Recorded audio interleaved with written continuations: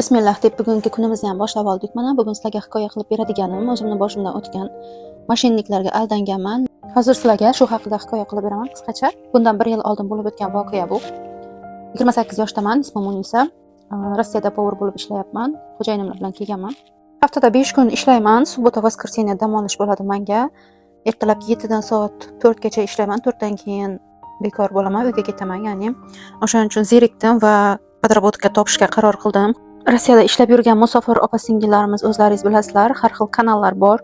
Ish gruppalari, ish kanallari, ya'ni внимание работа, yana qanaqa har xil kanallar bor, xullas. O'sha ish kanallaridan topdim bitta podработка. Yigit qizlarga podработка ishdan keyin deb yozilgan edi. Ko'rsatilgan telefon nomerga telefon qildim, ko'tarmadi. Keyin qarasam Telegram'i bor ekan, Telegram'idan yozdim. Qarasam shunaqa muomalali, yaxshi qilib yozyapti-da, erkak odam ekan. Assalomu alaykum opajon. Ha, bizda podработка bor. Xohlagan vaqtingiz kelib ishlashingiz mumkin. Soatiga pul to'laymiz.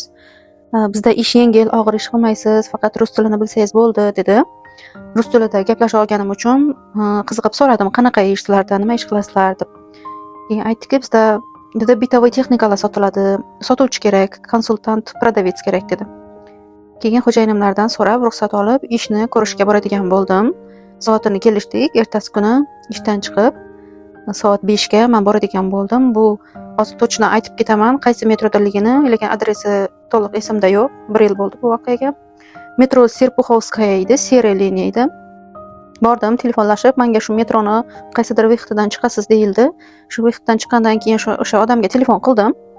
Ko'tardi va shu adresini tushuntirdi. Men shu tushuntirgan adresi bo'yicha bordim. Katta chiroyli zdaniya edi.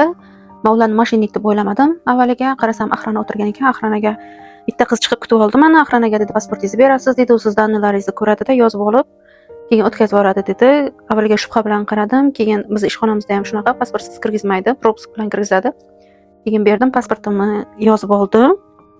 Keyin ichimda уже nima deydi, qo'rquv. Nimagaki men pasportimni berib qo'ydim, boshqa odam meni danlarimni yozib oldi. Endi nima qilaman ekan, qaytib ketsammi deb ham o'ylandim. Keyin yo'q. Kirdim, oxirigacha kirsam, o'zimizni o'zbekistonlik, tojikistonlik, qirg'izistonlik qizlar, yigitlar hammasi o'zimizni O'zbekistondan ham ko'p edi, hamma davlatdan ko'p. Bir zal, katta zal, kichkina xonalari bor. Bitta videoga sig'dira olmayapman. Keyingi videoyimda davomini chiqaraman. Kanalimni yo'qotib qo'ymaslik uchun podpiskani bosib qo'ying. Davomi keyingi reelsda bo'ladi.